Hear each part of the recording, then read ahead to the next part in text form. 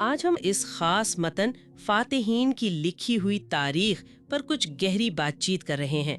یہ خیال تو بہت پرانا ہے کہ تاریخ کا قلم اکثر جیتنے والوں کے ہاتھ میں ہوتا ہے، تو آج ہماری کوشش ہے کہ اس متن سے کچھ اہم نکات نکالیں، وہ باتیں سمجھیں جو شاید پہلی نظر میں واضح نہ ہوں۔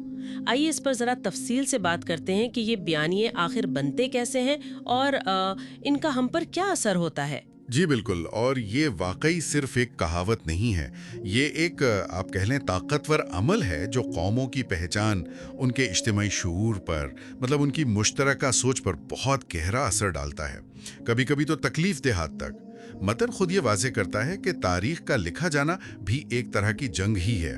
صحیح کہا۔ متن میں ایک بڑی دلچسپ بات یہی لکھی ہے کہ اصل لڑائی شاید تلوار سے زیادہ قلم کی ہے۔ جب فاتح تاریخ لکھتا ہے تو وہ صرف واقعات نہیں لکھ رہا ہوتا، وہ تو حقیقت کو ایک نئی شکل دے رہا ہوتا ہے، اور یہاں بات واقعی غور طلب ہو جاتی ہے۔ متن مثالیں دیتا ہے کہ کیسے فاتح اپنے کاموں کو خوبصورت نام دے دیتے ہیں، جیسے متن کہتا ہے قبضے کو کہہ دیا امن قائم کرنا، لوٹ مار کو علاقے کی ترقی، اور اختلاف دبانے کو نظام کی بحالی۔ یہ الفاظ کا کھیل بڑا معنی خیز ہے نا؟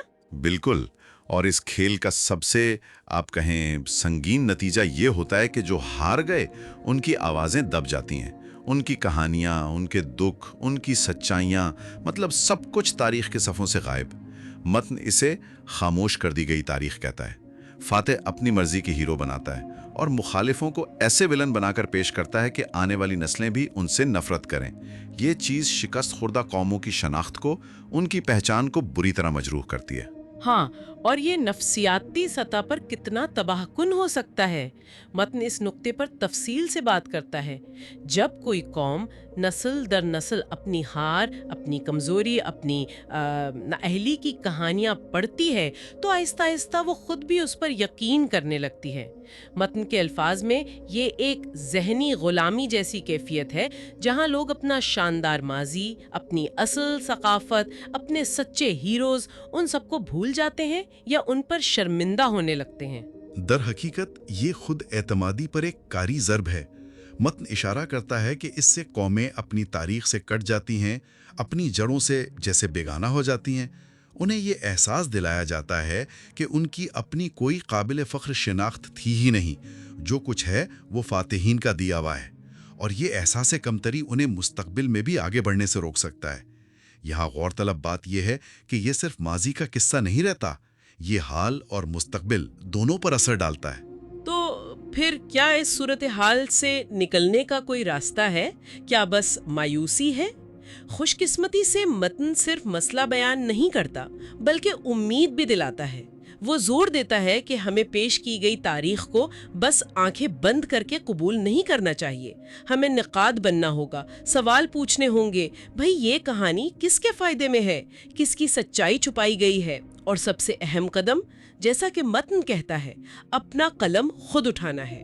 جی، یہ نقطہ بہت ہی اہم ہے۔ اپنی تاریخ کو دوبارہ کھوجنا، اسے اپنے زاویے سے لکھنا۔ اور متن یہ بھی کہتا ہے کہ یہ صرف کتابوں کی بات نہیں، ہمارے بزرگوں کی سنائی کہانیاں، ہماری شاعری، ہمارے لوک گیت، کہاوتیں، ان سب میں وہ سچائیاں چھپی ہو سکتی ہیں جنہیں سرکاری تاریخ نے نظر انداز کر دیا یا شاید مٹا دیا۔ یہ ایک طرح سے اپنی گمشدہ آواز کو دوبارہ پانے جیسا ہے۔ اور یہ صرف پرانی باتیں یاد کرنا نہیں ہے۔ متن واضح کرتا ہے کہ تاریخ کا مطالعہ صرف حقائق جاننے کے لیے نہیں ہے، بلکہ سبق سیکھنے کے لیے ہے۔ ماضی کی غلطیوں کو سمجھنا تاکہ مستقبل میں ان سے بچا جا سکے، اور اپنی عظمت، اپنی کامیابیاں، اپنی قربانیاں، ان کو یاد رکھنا تاکہ مشکل وقت میں حوصلہ ملے، ہمت بڑھے۔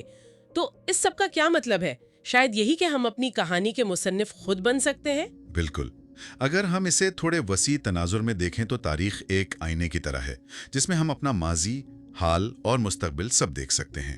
متن کا اصل پیغام شاید یہ ہے کہ تاریخ صرف واقعات کا ریکارڈ نہیں، یہ تو دانائی کا خزانہ ہے۔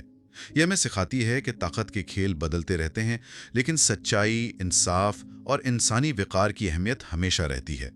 یہ ہمیں تنقیدی شعور دیتی ہے، جو کسی بھی قوم کے لیے سب سے قیمتی چیز ہے۔ تو خلاصہ یہ ہوا کہ جو تاریخ ہمارے سامنے رکھی جاتی ہے وہ اکثر ایک نامکمل تصویر ہوتی ہے، اس پر سوال اٹھانا، اس کے مختلف پہلو دیکھنا اور خاص طور پر ان آوازوں کو سننا جنہیں خاموش کیا گیا، بہت ضروری ہے۔ جیسا کہ آپ کے فراہم کردہ متن کے آخر میں کہا گیا ہے، تاریخ پڑھتے ہوئے صرف قاری نہیں بلکہ ایک محقق اور نقاد بننا چاہیے۔ جی، اور شاید آخری بات جو ذہن میں رکھنے کی ہے وہ بھی متن سے ہی ملتی ہے۔ سب سے بڑی اور دیرپا فتح شاید ماضی کی کہانی پر مکمل قبضہ کرنا نہیں، بلکہ یہ ہے کہ آنے والی نسلوں میں یہ جذبہ اور صلاحیت پیدا کی جائے کہ وہ مسلط کیے گئے بیانوں سے اوپر اٹھ کر ماضی کی تلخیوں کے باوجود اپنی سچائی اور اپنی شناخت خود تلاش کرنے کے قابل بن سکیں۔